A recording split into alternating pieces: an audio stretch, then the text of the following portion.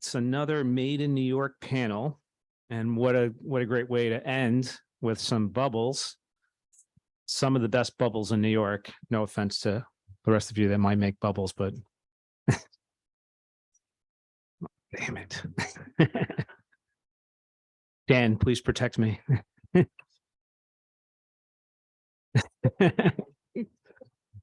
So we're at Made in New York, the Bright Future Sparkling Wine. It's moderated by Mary Gorman McAdams. She's an MW, wine educator, speaker, business strategist, and independent consultant. Between 2014 and 2019, she was the North American consultant for the Bordeaux Wine Council, where she led its marketing and educational programs focused on growing the market for Bordeaux wines. Don't they have enough of the market already? From 2019 to 2021, she was director at International Wine Center in New York City, where she has taught wine classes since 2002. In 2020, Mary was elected to the IMW Council, and since 2012, she has served on its Global Education Committee, and she has served on the advisory board of Women in Wine Leadership Symposium since its inception. I am sadly, I don't know if I'm a failed student, but I didn't complete my level 3 at the International Wine Center, but I have the option to take the exam at some point this year, which I plan to do. But Mary, I'll turn it over to you.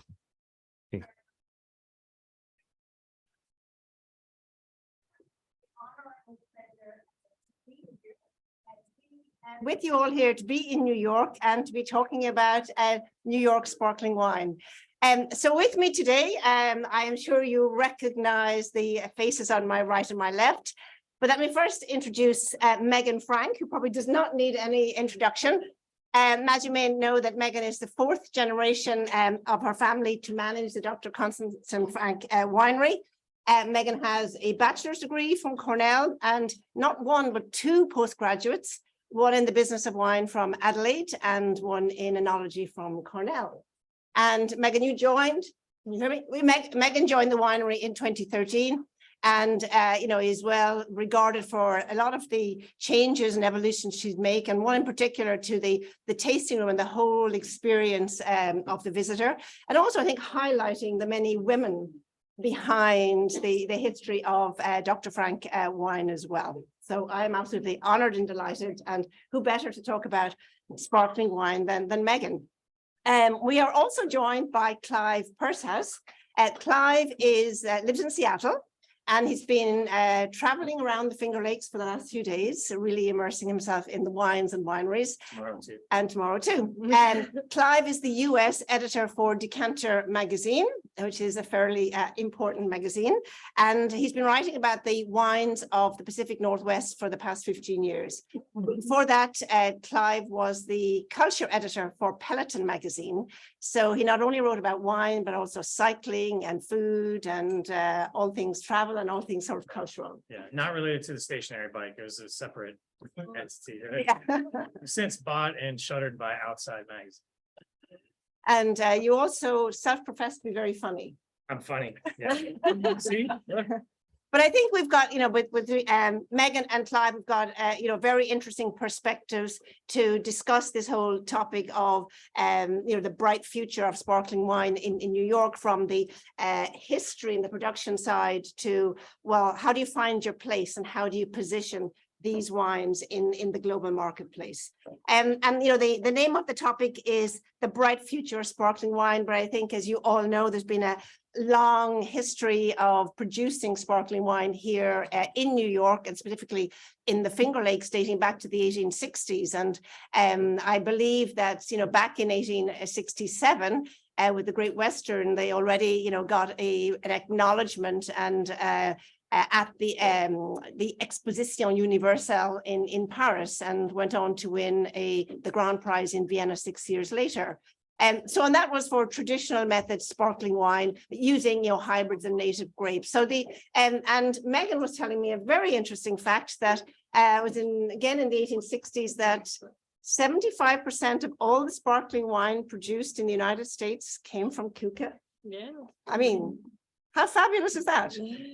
So there's such a a history and a heritage. And then, so I think with that, you know, we're going to look at, okay, there's a huge history here. There's real richness, and obviously the influence of people from France, and particularly, you know, wine growers or people who came with expertise from the Champagne area. But sort of looking at what's been happening since, and here, you know, the diversity of sparkling wine, traditional and then non-traditional methods, and you know, how do they all sort of exist together going forward, and how do you support each other, and how do you end up positioning New York and the Finger Lakes at the top of the food chain when it comes to sparkling wines? So let me first start with Meaghan and ask Meaghan to take us through a little of the, I guess, the history, in particular, your family's history in making sparkling wine and traditional method sparkling wine, and what sort of some of the challenges and you know, where you see things going. Absolutely, Mary. Well, thank you. It's so nice to be here with all of you. The last session, we knew we'd get a lot of people in seats if we had some sparkling wine, so that was good. Yeah, so to talk a little bit about the history, you know, as many of you know, the Finger Lakes has an incredible sort of heritage and pedigree with traditional method sparkling wine. You know, really pre-prohibition times. You know, by 1890, you had so much production of traditional method sparkling wine on Keuka Lake. 3/4 of all domestic sparkling came from this little lake that I call home. So really incredible. And what kind of was kind of catapulted that production and that growth was this expertise. New York winery owner and winemakers were heading to Champagne and heading to France and recruiting winemakers, which is really interesting. So, you know, bringing them to New York, having them experiment with different grape varieties. And then because of that, we have this really long history. So, you know, for us, our story really starts with, you know, my grandfather. So it wasn't my great grandfather, Konstantin, who started our winery, but it was actually Willie, his son. And prior to that, you know, a very important man for sparkling wine within the Finger Lakes, Charles Fournier. Many of you have heard his name, you know, many times, a very famous winemaker from Gold Seal Vineyards on Keuka Lake on the west side. And Charles was recruited by the owner of the Urbana Wine Company, you know, in the 1930s. They said, come on, come to New York. You're going to love it. It's like, you know, a new frontier. You can do whatever you want. And he thought he was only going to stay for a short time and then return to Champagne. He was at Vieux-Clicquot at the time. And so he came to New York, was working at Gold Seal Vineyards, and fell in love with the area. Never ended up returning to France, and really paved a way, you know, for traditional methods, sparkling wines. And the grapes that he was working with were mostly the French American hybrids. But a lot of these wines were getting notoriety. They're exciting. And Konstantin, that's really an important kind of connection for our family. Konstantin was given his first job by Charles at Gold Seal Vineyards. So we're very thankful for Charles. But Konstantin actually never made a bottle of sparkling, and he wasn't interested at all in sparkling wine. He actually said like a horrible thing. He said, the only reason the French make champagne is because they can't make a decent table wine that far north, which is like horrible. Don't share that sentiment. But he just was not interested, and he was only focused on still wines. And so it really was at the time of my grandfather, Willie, who was Konstantin's son. You know, Willie really wanted to carve out a niche for himself, but also saw a huge potential in traditional method sparkling wine in the region. And we were working with Chardonnay, we were working with Pinot Noir. He planted a bit of Pinot Meunier. We were already working with Riesling. And he started basically a sister winery right next door in 1979 called Chateau Frank. So that was sort of, you know, the name that he came up with. And, you know, from there, basically labeled every bottle Finger Lake champagne. You know, got in a lot of fights, many Europeans, but he would say, if it walks like a duck and quacks like a duck, it's a duck. You know, we're working with the same grape varieties, the same method. And he was trying to build that credibility. And it was really challenging. You know, we didn't have this reputation for traditional method sparkling utilizing vinifera. So really trying to make that case. And so, you know, throughout the 80s, that was very challenging. You know, other trailblazers around that time, Herman Weimer as well, you know, in the 80s started with traditional method sparkling using vinifera. But think about how long it's taken us, you know, to get to where we are today, over 40 years of really like pounding the pavement, trying to get these sparkling wines in people's glasses. So, you know, I think for us, a huge challenge has been just the cost to enter this category, right? The specialized equipment, the lack of technical support for a lot of the equipment, the cost, you know, of the actual raw materials, the bottles, the corks, et cetera. All of this is really challenging, in addition to being at a higher tax class, you know, federally. So 3 times, you know, the amount of tax. So you're really being punished multiple levels. So it's very much a labor of love, you know, for us. And I'm excited to share, you know, stories and hear from all of you too, and hear from Clive and Mary about what our potential is here in New York, because I know that it's a very bright future for all of us. So the sparkling. Thank you, Meaghan. I think Meaghan brought up a lot of points that we're going to drill down into. Hold that away, just. Oh, yeah, I can. Actually, I'll use this. Okay. But I'm going to hand over to Clive now to talk about his perspective. But I think I want to just note some of the points that we're going to come back to. And also, I think it's the position you talked about, the you know, the slow sort of growth over 40 years. You know, seeing some acceleration now, but the challenges with the cost and the investment in equipment. And you know, we've been talking over the last couple of days how for many producers of sparkling wine here, particularly traditional method sparkling wine, it's a small proportion of all they make. And you know, I was saying, oh, so it's almost like it's the night job, it's the weekend job, and how do you build and expand and grow forward when this is something that is not necessarily your priority revenue driver? So we're going to come back to that. And we are going to talk about climate. So we are going to come back to that as well. And the whole challenge of positioning, particularly today when there is sparkling wine and traditional method sparkling wine being produced all over. So how you sort of rise to your entitled position at the top of the food chain. But first, let me move over to Clive. And I mean, Clive is tasting a lot of sparkling wine from not only New York, but from, you know, around the United States and elsewhere. So can you talk a little bit about what you're seeing in this category, and from what you're seeing in New York, how you see New York positioning itself within that sort of family and having its rightful place at the table? I'll certainly try. I think, you know, Mary mentioned it during the introduction that yesterday I toured around, and it was the first time I'd been here, and really floored by the quality of the wines just across the board that I tried yesterday. Every place that we stopped, the wines were just tremendous. And I think, obviously, I'm in wine, I know wine, but I live on the West Coast. And so I think obviously that's a hurdle for this region to overcome.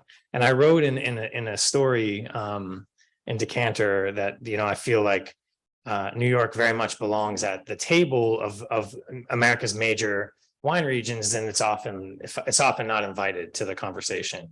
And I think one of the avenues through which it can kick the door in and sort of walk in with its chest out is through traditional method sparkling wine and more diverse styles of sparkling wine as well. I think there's a lot of opportunity there.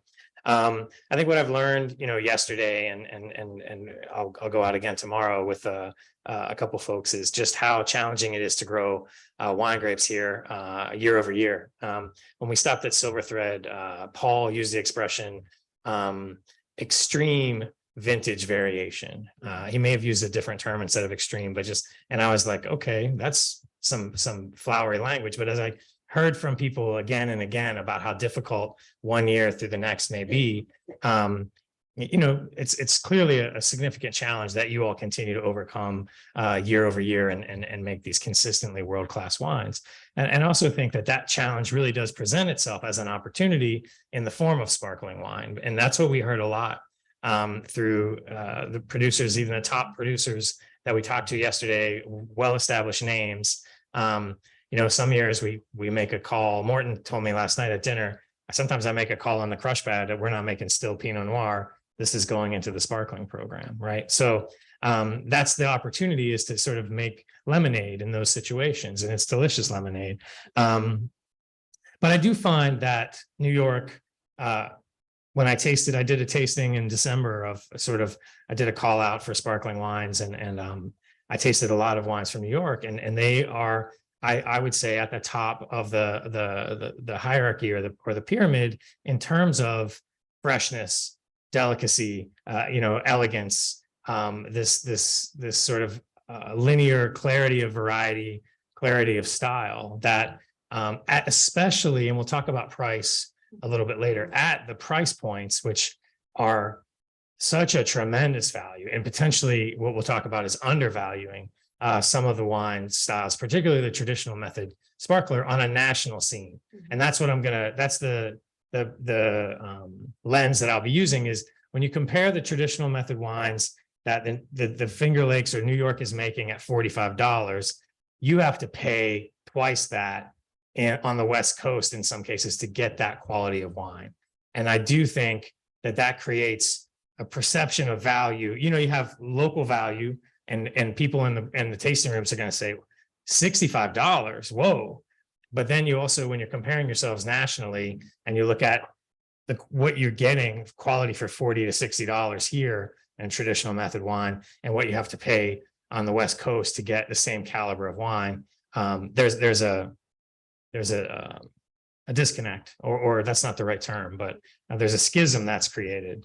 And I think the other opportunity for New York is to see leaning into growing for sparkling, picking for sparkling, becoming the norm. And I think it is for some producers, certainly, but I also think a lot of people are seeing that as that sort of sparkling off ramp as well. I'm trying to think if I touched on everything for this little section. I think I mostly have. I think you're doing fantastically, Right. But I want to actually bring you both in again to talk about climate, because here, we have this fabulous cool climate. And I often think back to sort of all my sort of learnings and my teachings when I teach about sparkling wine for WSET. And, one of the first things you talk about, what are the sort of the required sort of environmental conditions that you need to make top quality traditional method sparkling wine.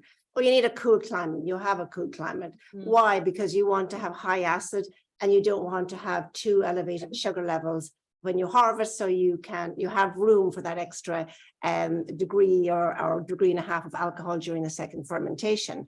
And also you want the flavors to be just ripe, not overripe. So you have all that. And then for top quality traditional method, you need varieties that have an affinity to gain autolytic character during the tirage and the lees aging, not the tirage, the lees aging. And that is Chardonnay and that is Pinot, which you have. So Meaghan, maybe if you could talk a little bit first about sort of the climate you're in. And, you talked about your grandfather sort of, avoiding sparkling wine because that was something that you only made if you couldn't make still wine, to how that perception has changed within your winery. Sure. Yeah. Microphone. Like, Yeah, sorry. very quiet. Yeah, no, it's a wonderful question. We are truly here in the Finger Lakes, truly cool climate, right? Everyone can agree with that. So it's such a benefit, when you're picking for sparkling, when you're looking at the right acidity levels, the right sugar, and you're getting it off the vine, it's the first thing that goes, right? So I think that there's such a benefit to that, being that we don't really know what harvest is going to bring. We don't know if it's going to rain the entire time, if we're going to have hail, if you're going to have a freeze. It's really a great benefit to have that early, time, for the purposeful, sparkling program. I think that's really key.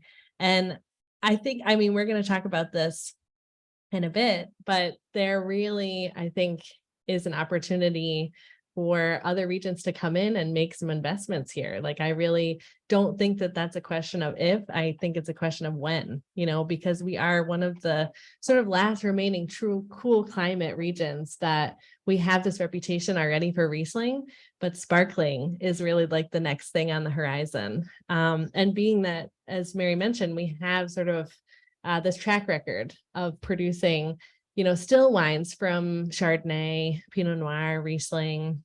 I think, that's an exciting thing we already have under our belts. And, the fact that I see so many producers doing sparkling wine in the traditional method, I think is really, really exciting. So. Thank you. And I just, on that then, Clive, we were talking earlier about how, and I was referring to an article that you had penned in Decanter, and how you would sort of taking that cool climate and what you see as sort of the, I should hand this to you. I can shout loudly as sort of the characteristics of New York traditional method sparkling wine. Yeah, I mean, I touched on this a little bit in the last, but I do think the freshness, the lightness, the delicacy, elegance. I know in the first session on Tuesday, one of my colleagues said that cool climate was a bullshit idea, and a lot of you were probably in the room, and I vehemently disagree with that statement, because it really is about style. I think to the point that Jamie and Elaine were making around which customers care about these things is totally a valid point in terms of tiers of literacy around those concepts. But the notion that cool climate is very much an important part of what goes into winemaking decisions, what goes into growing decisions, what goes into picking decisions, and so on and so forth. But I do think this notion of everyone started making, some people started making sparkling wine as a result of seeing other success in traditional method sparkling wine, but everyone's making still wine. There's not a 100% sparkling wine producer. Am I correct in that assertion? Yes. And so what will that sort of level of focus bring to raising the bar in terms of the quality is there? And so certainly it's continuing to express quality, but that reputation beyond the region, beyond the state, in terms of what can really be accomplished. And I think the Rieslings, are world-class, maybe second to one country in Europe and Germany. I mean, the Rieslings are just so tremendous that are being made here. And so why can't we see a sort of similar tiering of New York State around sparkling wine? And I think it's just a matter of focus and concentration from a number of producers that will really drive. And you already have some tremendous producers making, top quality sparkling wine. And, one of the things I learned yesterday at Weimer was the notion of how important sparkling wine can be when you have a rough vintage, and it can be there for, something to lean into in terms of what you have to sell. If you have, you don't have a crop, or you have a much smaller crop that year. And so it does already play a vital role in this wine community. But thinking about how do you take it to sort of a world stage where it belongs, I truly believe. And some of that's really going to be around focus production, growth. In Oregon recently, they just planted their first sparkling vineyard, and it's all of the wine. There's a small sparkling house called Corollary that just sort of new, and they're picking, growing, site selection specific to sparkling wine. And so will we see some of those similar developments here? I think it's probably just a matter of time before the Champenois are knocking at your door. And then we'll see sort of what happens and what follows. And I think this is where people can feel a bit prickly, right? You don't need them. You don't. But just as Oregon didn't need the Burgundians to come to say, this is world-class Pinot Noir, it was already being made there. But as you continue to raise your profile internationally, those things help. They certainly don't hurt. You don't need them, sure. So many of you can sell all of your wine right out the door. And we talked about this in the first day as well. And having those top producers in terms of reputation, but size, money, and who can go out there and represent you in Europe, in Texas, in Tokyo, so on and so forth. Those things are vital to the recognition of the region internationally. Yeah, and we're going to come back to that shortly in terms of positioning and the competition, and how what you might see locally as competition is really your ally going forward. But I want to sort of move it now to the consumer and the customer. And we know that from all the figures that we see that I should use this, that the consumption and the growth of sparkling wine, you know, continues to grow. If it's bubbles, fantastic. If it's bubbles and it's pink, even more fantastic. But Meaghan, starting with you from your tasting room, can you talk a little bit about the experience that you give your guests, your visitors, with regard to sparkling wine? And you had mentioned about, you know, so we're talking about pricing and, you know, changing of pricing, and you can tell us a little bit about your strategies there. But how important and the role of sparkling wine in your visitor experiences? Yeah, so it really started, I think, more with the ego of my grandfather of like, we got to get this sparkling wine that I made in people's glasses. So even though, as we know, you know, sparkling wine, it's very expensive to produce, and it also pours much faster. You end up with more waste, you know, typically than still wine.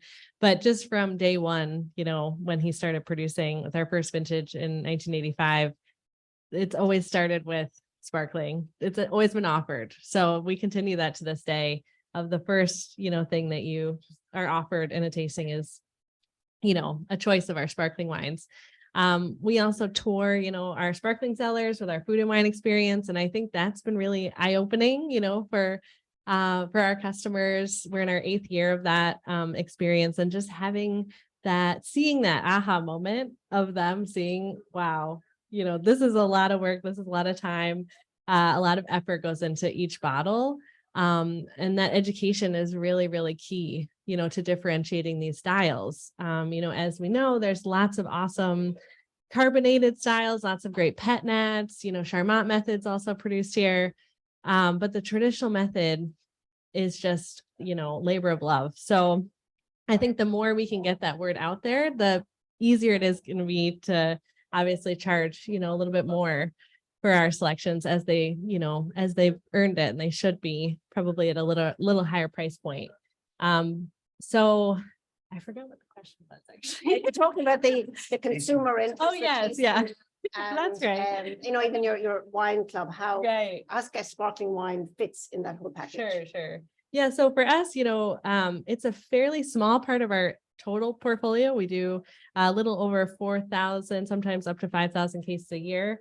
So that's quite, you know, quite small in terms of our overall production. But, you know, for us, we really make sure to distribute the sparkling wines. I know the margins are higher, you know, obviously, when you sell it through your tasting room, but we have our sparkling wines just are available in 19 states and 6 export, you know, countries. So it's important to kind of get the word out about this category. And, you know, we're slowly growing over time, which is exciting. But just in terms of trends, I've seen, you know, in the last like 3-4 years, there's just been more questions about like Brut Nature styles, about prestige cuvee questions. I'm like, where's this coming from? You know, people are really interested. Also, a lot of questions about Pinot Meunier, you know, because of this grower champagne movement of Pinot Meunier forward, you know, champagne. So there just seems to be a lot more education, you know, out there, and a lot more interest in really higher end bottlings, which is something that I had not seen previously. So I think that's really exciting. Thank you. Then back to Clive. I mean, I think that sort of introduces the whole concept of, I guess, the democratization of sparkling wine, and what you're seeing as more consumers taste and consume more sparkling wine on more different occasions, then they become much more aware of the how it can be segmented. And Clive, from what you're writing, I mean, I know you're not dealing directly with consumers, but from what you're writing that is read by consumers, kind of where do you see this going in terms of the consumer evolution in traditional method sparkling wine, or all sparkling wine? Yeah, I mean, I think, you know, it was a month or 2 ago now, the SVB report came out. We didn't know that the whole world was going to crumble around them, but and everyone sort of was in a tizzy in the wine industry globally, because the US is a massively important market. So I have Monday morning meetings with all my London colleagues, and that was the talk on everyone's lips, right? Was wine is losing ground to White Claw and these other sort of beverages, and you know, and everyone was concerned, and potentially very rightfully so. The one trend, the one category that bucks all the trends in terms of young drinkers, in terms of just consumption is up considerably, is sparkling wine. And I recall from my early days in wine before I got into the cycling world, and just, it seemed the sparkling producers were so worried that people only saw their wine as special occasion wine for so long. But a lot of the anecdotal and sometimes provided, testimonial evidence is that people now believe that sparkling wine on a Tuesday is the way to go. And it really is. And I think, some of the things that Meaghan was saying earlier, it made me think of Maya's presentation on, I think it was the first day, about the importance of education. And instead of just putting everything you can't just put everything in a can, right? That was one theory that was being put forward. But there are people who are hungry, and sparkling wine is the reason why why we all love wine is because it's cool, it's magical, it's sexy, right? These are things about wine that are different from other beverages. It tells a moment. It's a picture of a moment in time and a person's manipulation of the earth and taking what comes from it and so on and so forth. And then when you layer on the complexities of producing sparkling wine, and the riddling and tirage and all these other things, it just gets cooler and sexier as you go along. And so it's only natural that people would want to learn more about that. And so I do think that we continue to see Champagne, the region, the notion of Champagne is sort of synonymous with luxury, with awesome, with specialness. And we know all the rules about language, and we can't use certain terms certain places, but there's no reason why, for the US market, for instance, that New York is not that. Finger Lakes, New York State is not sort of known synonymously with cool. And you already have that going with New York City and Brooklyn, certainly. But I do think consumers want to drink sparkling wine. More women are making the decisions around wine buying, and they're becoming the strongest consumer in the market. And so and there's an interest in sparkling wine in that demographic share as well. That is stronger than I think men's hang up around rosé for so long was just like such a stupid thing, just not drinking a pink wine, and these are the same people who put fake genitals on the back of their pickup trucks. Of course they're not going to be drinking a classic pink wine. Am I allowed to say that I don't know. I did. I guess it's too late. But anyways, I think we are seeing specific sparkling market trends that are valuable for this region and are promising. Did you want me to talk, Mary, about non-traditional stuff, or are you going to do that? We'll do that because I think we should probably, since there's wine, there's nothing worse than wine being in your glass and not being able to taste it. So we decided for a number of reasons to include a tasting, first being the last session of the last day. We wanted to make sure we had an audience. We weren't speaking to an audience of none. But also we thought that, New York State and we have, One Finger Lakes wine here deserves its place rightfully at the table among the top traditional method sparkling wine. So we thought we're not afraid of our competition. So so Clive very kindly selected 3 wines for you to taste. And this is not, sort of putting one against the other, but really to taste the wines and have a little discussion in terms of style and I guess validate the Finger Lakes and the traditional method being made here, to be at the table. And I just, while you're doing that, I just wanted to sort of refer back to something that Clive said, and it brought me back to the session earlier this morning on sort of the business, the economics, and with Jim and Dale from Wine Market Council. And I think in terms of going forward and being at the table, and Clive said about how, sparkling wine is sort of bucking the trend in terms of growth. But I was sort of really taken by that sort of part of the pie that is the beverage alcohol drinkers that do not drink wine. And I think it's important to think of the versatility of the sparkling wine sort of consumption moment. So there's also, sort of opportunity to go fishing in that pond, not just in the wine drinking pond in terms of growing the market for sparkling wine. So would you like to lead on the tasting. Oh, I guess, yeah. So we were actually going to drink the wines from youngest to oldest as opposed to the order that they're there on your sheet. First of all, I want to give a shout out to Rocco Winery in Oregon and Frank family, no relation. And for providing these wines, we just did a quick ask and they were super responsive. I think that I'm just tasting. I'm not spitting. I'm not going anywhere. I'm not driving anywhere today. So, but I do think, if you taste through the wines, I don't know if anyone wants to talk about the wines. We certainly can do that. But I do think these are three really strong producers. Let's hold the New York wine to the side for the minute. Like these two producers, Rocco Winery is led by Roland Souls. He basically brought sparkling wine to the Willamette Valley with Argyle about 35 years ago now. And Elaine, correct me if I'm wrong on Frank family, but this is the former Schramsberg winemaker who's producing these sparkling wines for them as well. So these are not just run-of-the-mill sparkling wines that we pulled from the US. These are among the best producers in each state respectively.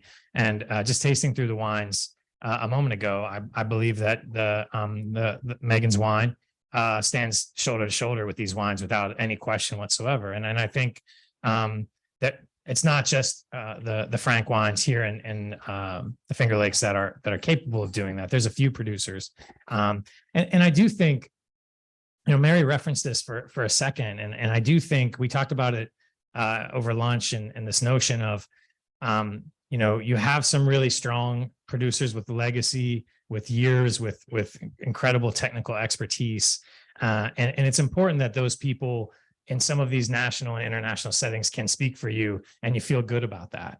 And I think there's this notion of individual humility and regional pride that's really important as you grow a region nationally and internationally. And there are some, super small producers here as well that are just doing some amazing things. And like I said, everything I tasted yesterday, I was really blown away by.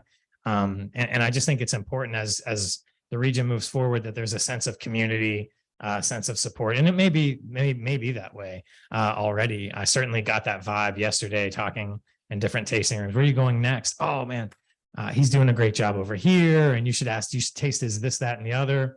Nathan Kendall was telling us to make sure that Morton was pouring some of his Bordeaux blends, right? So, and we got to taste those with dinner. So there's definitely this sense of community, but that's going to be important as this region continues to go sort of onto an international level around its traditional method sparkling wines in particular.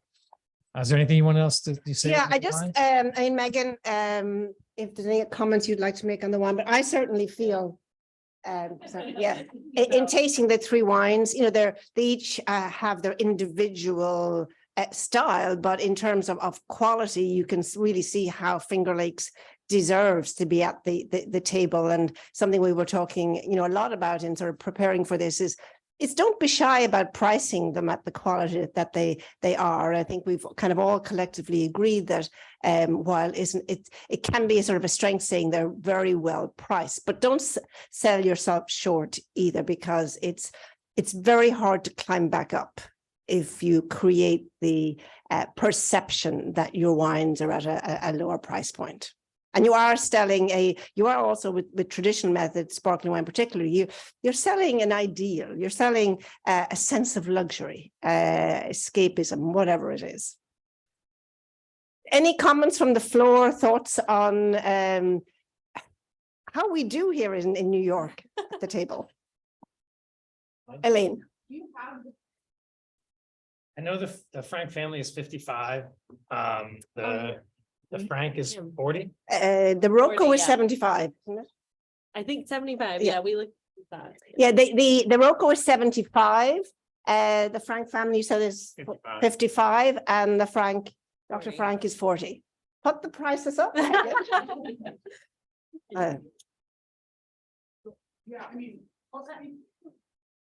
It's for the Zoom people. We got the mic.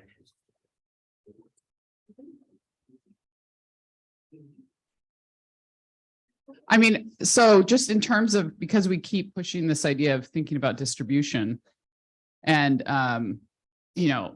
so there's regional distribution, state, national, and international, right? And so New York State is well positioned internationally because the pricing is more approachable. Everybody keeps disparaging California to me because they think it's funny, but it's like, okay, you came up with that, so it's funny for you, but I've already heard it, so it's not funny for me. But having said that, California's disadvantage is it's all too expensive.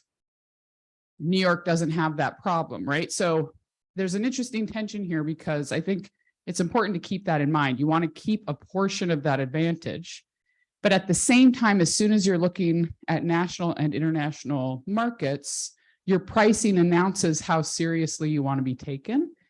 So I think you have to be careful in both directions and find the balance point on that, because if it's really easy to outprice yourself from national distribution because you're comparing yourself to other markets at similar pricing, right? And if they can't find the value in your wine, they're not going to take you. But at that same time, as soon as you're trying to go to London, if you've underpriced your wine, no one in London is going to buy it. So do the research or get the state board to do the research. And like, I think price point comparison tastings, if producers get together and find, okay, what are all the sparkling wines in the country at $40 price point? And set yourself against those and see how, like, be really honest. How do you stand up, And so like research price comparison that way, I think is really insightful. Thank you, Leah. I think that's a really, really valid point. And also beyond the price, it really gives you a sense of where you are relative to what else is out there facing the consumer when they go into a store to buy or to sort of relieve themselves of that amount of money. Hi, it's me again, the retailer. Good.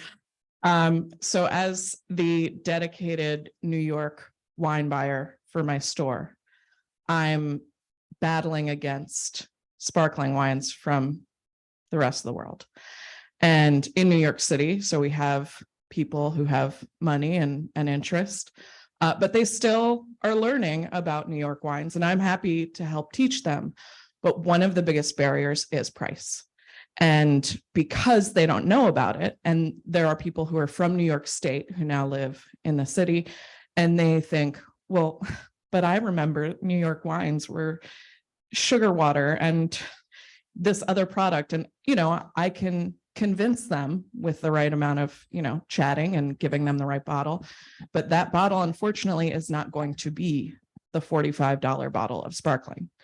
Of course, one thing that really helps, which I think I mentioned in another session, is like if I have a relationship with the winery and we can do an in-store tasting, that helps me move the sparkling bottles. But of the inventory that I have from New York State, the sparkling is the hardest for me to move. And it's simply just because despite all my best efforts, I can't be there all the time to steer people into buying New York State sparkling wine. And it is at a higher price point, and it should be. Like the one that I have at the moment is so good. It's Nathan Case, and it's delicious. I will continue to buy the bottles myself if I have to, because I think it's so good. And I think that you guys definitely be thoughtful and don't undersell yourselves, but do keep in mind that for us, it's going to be harder to introduce people to New York sparklings if they can't afford it. Yeah, we talked about that, and I wanted to share sort of an anecdote, not related to sparkling wine and not even related to a wine made here in the Finger Lakes, but I was participating in a tasting that the Wine and Grape Foundation did.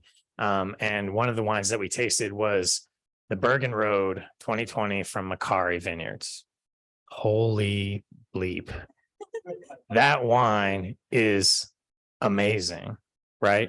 And it's $70. And I had a reaction at first in this tasting with all these other expensive wines from across the country. I think it was just the country, Katie. Was that the country one? Yeah, the US. But that wine was, if that wine was $150, and I'm sorry, Elaine, just talking about pricing here. And if that wine was $150 in Napa, that would be a steal. Do you know what I mean? But I was having this reaction to it because it's from New York. And so that's what you're talking about, that tension. And I do think there's this dynamic, and there's a winery in Napa, and I had dinner with them about a month ago, and they've faced this situation where they have not raised their prices.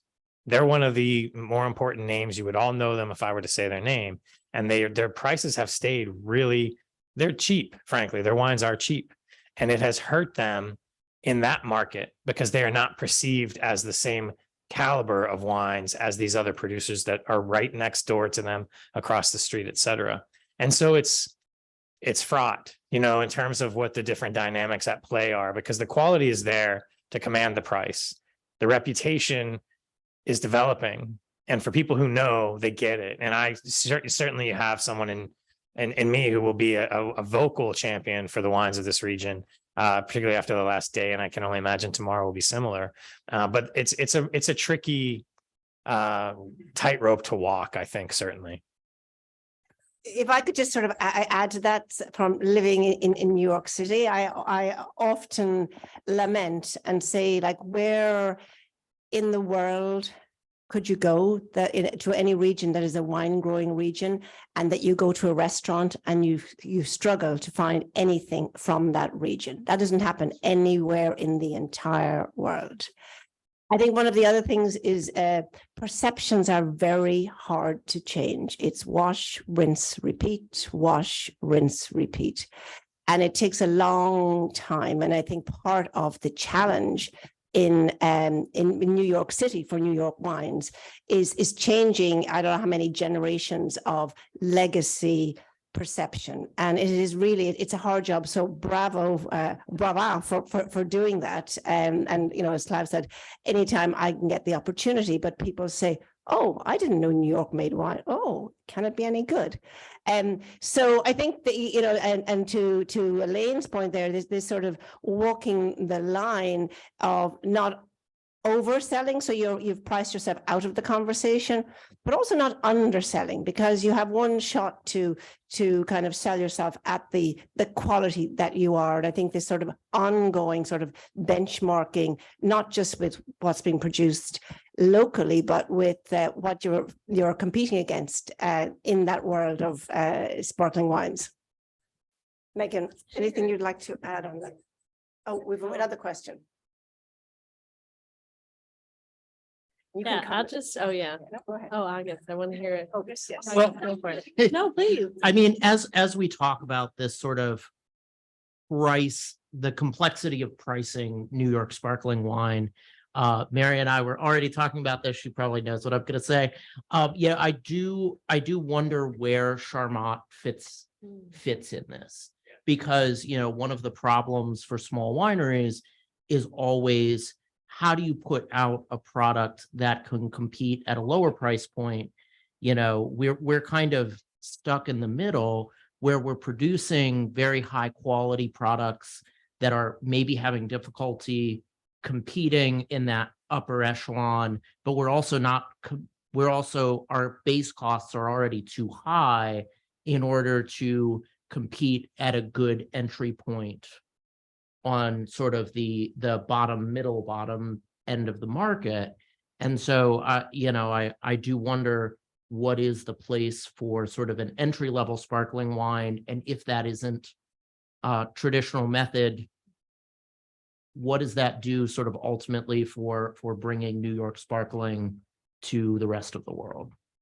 Meaghan, as producer on Mhm. different kinds, if you'd like to sort of take that, but I think I would say there is room for everybody at the table, and I think it's about working to expanding the consumption opportunities. But I'd like to let Meaghan speak first, and then I think, Clive, you might add something about from your visit to Lakewood on that.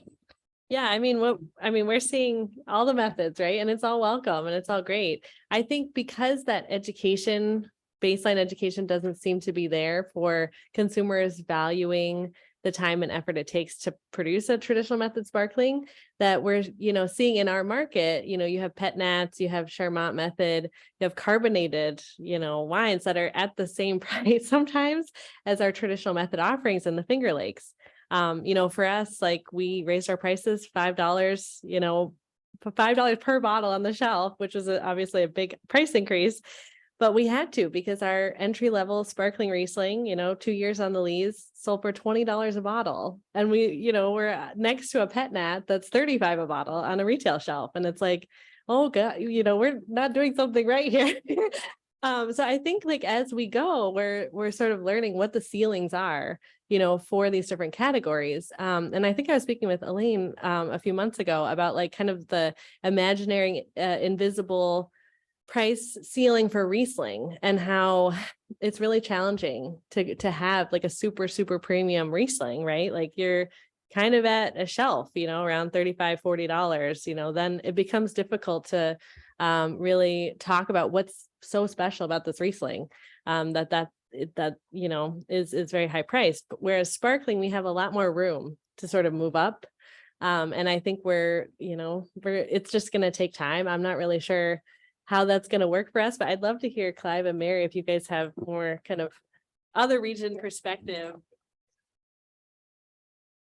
I've worked in conference organizing. so Yeah, I know about the microphones and the screens. In terms of your question of how the Charmat method wines are going to fit in an international scene for New York, I'm not 100% sure if I know the answer to that. What I do know, having tasted a grip of New York sparkling wines, is that the diversity is part of the strength. And I think it's at different entry points. So I think sort of to what you were asking, the pet nats from New York State, I think the Channing daughters Tokai Friulanu pet nat is maybe the best pet nat out, period. Like, it's tremendous. The Buttonwood Grove pet nats are delicious, right? The stuff that Nathan K is making, the Chapika stuff is tremendous. I think the Silver Thread pet nat, that's good. That's going to offer you a whole different market in terms of your Brooklyn wine scene, your natural wine bars, right? I think New York is some way suited better than other U.S. Growing regions because, again, to my colleagues, comment around it being bullshit, but it is a cooler climate, and that allows for some of these pet nats to just they come out better than they do in some of the. There's maybe half dozen at tops pet nats that I know of in Washington State that are being made. Just not very many are being produced, or half dozen producers making them. I do think the forced carbonation wines really are gateway wines to sparkling, and they are important. And that Candeo is a ringer. You know what I mean? At that price point, that level of quality, to bring someone, I love their tasting note. It's like, for when champagne is too much, but beer is not enough, like today, and you read that every day, it says the same thing, today. And that's just such a great, fun wine. It has no attitude about it whatsoever. And, you all know in your tasting rooms, you're going to see people who don't know an awful lot about wine. They're just there to have a good time. But some of them, to Maya's point yesterday or Tuesday, are going to want to learn more. Something's going to click with them that you say, or that one of your staff members says, that's how I got into wine, was through a tasting room experience, and something's going to click for one of them that's going to differentiate them perhaps from the group that they're with. They're going to want to know more, but it's going to be wines like the Candeo, or however you say it, Candeo, whatever the pronunciation, the wrong emphasis on the wrong syllable or whatever it is. It's an important wine. Those wines are important. Those Charmat method wines are important because everybody in the world loves Prosecco, and I do think those wines will play a role, certainly regionally, potentially nationally. I don't know that they'll play a role, and I don't mean to besmirch any method of production by saying that. I don't know if they'll play a role on the international scene, but perhaps they might. Certainly the pet nats will. I know the Channing daughters wines are sought after in London. People want Nathan K. They have his still wines. They want those Chapika wines over there in London. They can't get them, right? So there's definitely a reputation for the pet nat that's coming from New York. Some people poo-poo it. The other day it was referred to as a natural wine was referred to as a trend. It ain't. And I think it's important. It's an important growth category for young drinkers. It's a way in for wine. The people who are 27 now are going to be 47 one day. And this is a gateway. These are gateway wines, and they're important to the region, to the state, and to the country, honestly. I don't know if that answered your question, but that's the best I can do. So. Okay, if I might just sort of chime in, I'm just conscious we still have a little bit of time, but I think following on from that there is absolutely a place, and there's a few sort of, I guess, key points I wanted to make sure I made. I might be thrown out of here, but I'm going to make them anyway. There is room for all the styles at the table. And as you know, Clive was saying, that Lakewood or the carbonated wines and gateway wines, and then sort of into pet nat. But I think it's also important, for the region to think about, what do you want to be known for? That you can't lead with everything. And I think it's something that, I've worked with many wine regions, including, Bordeaux, who has its own share of problems, but it's really important that you lead with the best. And I think, in every single wine region, has organizations, has to deal with politics, has to, care for its neighbor and all work together. But I think one thing I've seen over the years, when you go out there on the national and international stage and you want to sort of carve out your reputation, you lead with your best. A rising tide raises all boats, and there is room in this vast ocean of sparkling wine consumption for all of those boats. I think also, in the pricing, it is a tightrope, and you have to find through ongoing, benchmarking, and but also education is part of, you have a quality. The consumer may not know that yet, and I think there's a lot of education. There's a lot of experiencing the wines that has to go on still before people kind of get it and say, and are confident bringing that bottle of of a New York State sparkling wine to a dinner table of great wines and saying, plonk, here it is.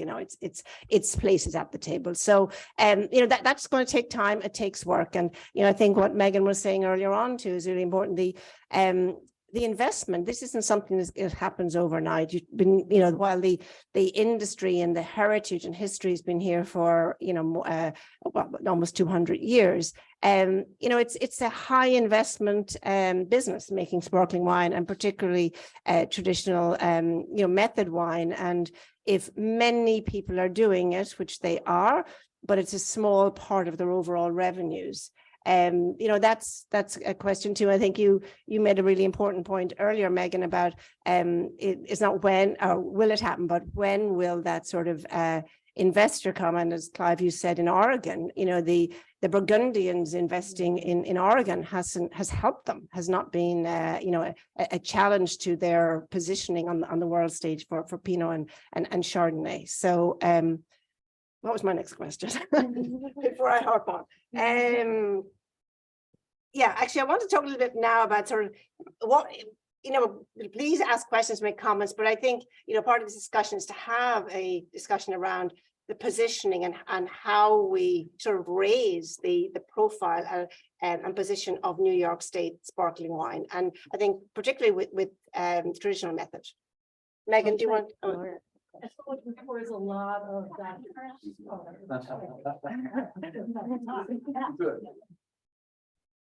As someone who loves to pour a lot of Dr. Frank wines and having a lot of experience of doing it, the number one thing that I find, because I do a lot of private events as well as public events featuring Dr. Frank's, and it's know your audience. And I mean, that's really where it starts, because and Dr. Frank's has two beautiful sparkling wines, and knowing the audience about whether I'm going to go with Celebra or whether I'm going to go with the Blanc de Blancs, which I'm actually featuring very soon, is really knowing the audience. And then the other thing is, what a better way to show value by doing this. I mean, this is like, basically doing a retail wine shop where you're going and putting up this wine against wines that are more expensive and showing value. But also know that, I mean, I could say that, they raised that price 33% from before COVID and after COVID. So that was very bold of them. And the price is where it should be, I think, for the percentage of what's sold in the market where you're currently selling. And given the way I see my ability to help her sell the wine at $40, knowing that I'm also serving still wines from the Finger Lakes that are going to be between $25 and $35. And so knowing where you've come, it makes I think it's at a really good price point, but the best way is to move it is by showing value. And as I said earlier on in another session, when I have hosted people who have collect California wines, and they come here, they see exactly what you say, Clive, is that from a wow, I'm getting the quality of the and the craftsmanship of the wine that I'm getting here, I'm paying 2 or 3 times more in California. And so they're seeing that. And I think the education comes from, and that's what I do, is the more and more you can educate in the relative position of where we are as a newer emerging wine region in terms of producing quality wines by just putting them up against the best and saying, yeah, I have no problem putting up against anything in this region is the best way to do it. But not in a flight of along with still wines from the Finger Lakes, because then it's tough. Because then it's tough to be able to turn around and say, well, yeah, I really like that sparkling, but you say $40 is inexpensive, but $40 is still, not a cheap bottle of wine in the scheme of it's still. I think you're right. It's expensive. And to your point earlier, but it's worth every penny. It is worth every penny. But I think where they are right now is a solid positioning for someone who's promoting them. Yeah. Well, and I know Meaghan was nervous about the tasting, Yeah, right. and she confessed to me like, oh, I'm a little nervous. And look, I think the wine speaks for itself. It speaks for the region. None of these wines are outshining necessarily any of these other wines. They're all great, and so I think it's just, you're right. If you wanted to make a case for these sparkling wines from the Finger Lakes or New York State, do something like this, and the wines are going to speak for themselves. And I think, and I am actually going to New York City for doing a private tasting for a finance company. And you better believe I'm bringing the Blanc de Blanc. I mean, that was not even a question, because then you're going for, these people want to see serious wine. right. And so, I think it's know your audience, really. And a big part of our Finger Lakes audience still are people who are looking at $40 and saying, wow, that's a lot of money. Sure. We have a question, actually a comment from the internet audience. Our friend Heidi says, I spend a lot of time educating on wine history, and I think the historical connections in the Finger Lakes to French contributors is a superpower for storytelling. I plan to serve Dr. Frank Blanc de Blanc in DC to a Ukrainian wine tasting as an intro. So I'm interested to hear your comments on that being a superpower, that story. Okay. Meaghan, can I hand over to you first, given that you are living I guess the dream of the French heritage here? Yeah, I do think it's interesting. A superpower. I think, yeah, I mean, it is. And I don't know, truthfully, I don't know enough about like the actual people, like the characters who went over, and there are stories there. I see Kelby's here. I know Kelby knows a lot about this time in history. So I think I want to ping him too.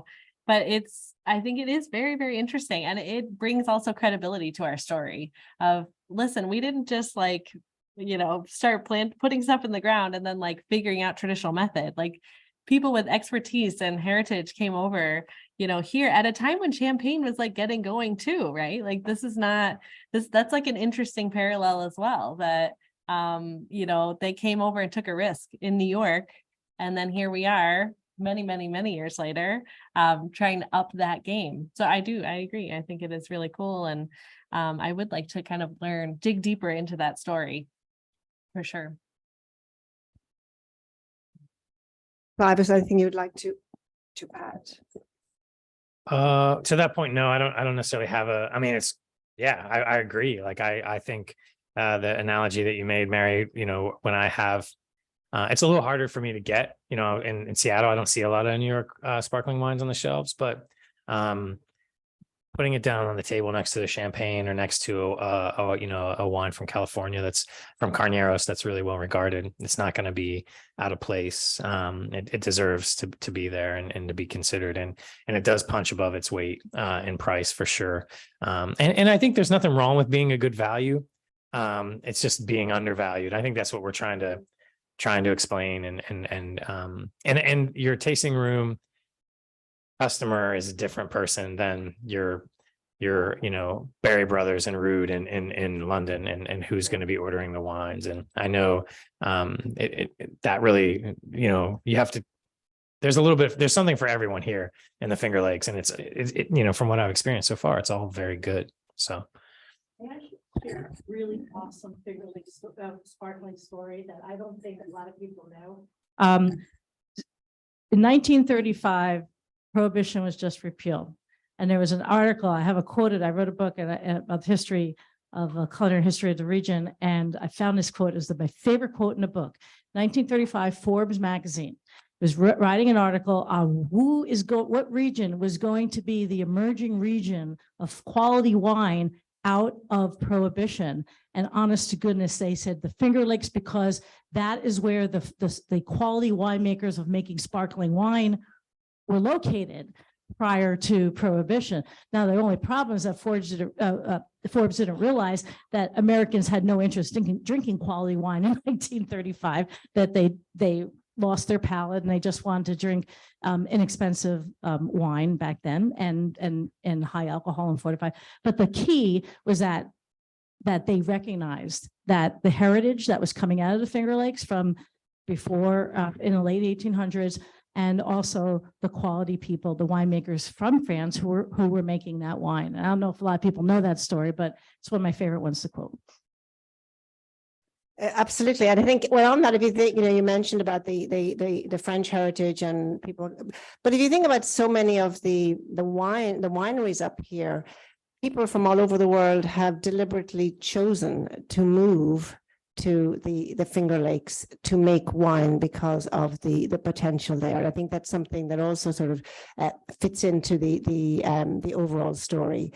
I'm not sure if we have 1 minute left, but something that I kind of wanted to address as well, and Meaghan and I were talking a few times about it, is just the investment. You alluded to the fact that investment, particularly in the production of sparkling wine, traditional method sparkling wine, is really important. And I was asking Meaghan whether the concept of what you see in Europe, the elaborateur, and you see it a lot in Germany, you see it in a lot of not so much in Champagne, but in other sparkling wine regions where many small wine producers can make a traditional method sparkling wine. They make the Van Clair, and then there is the elaborateur that does the rendering of the sparkling. And you were saying that's not really I guess a business model that exists here yet.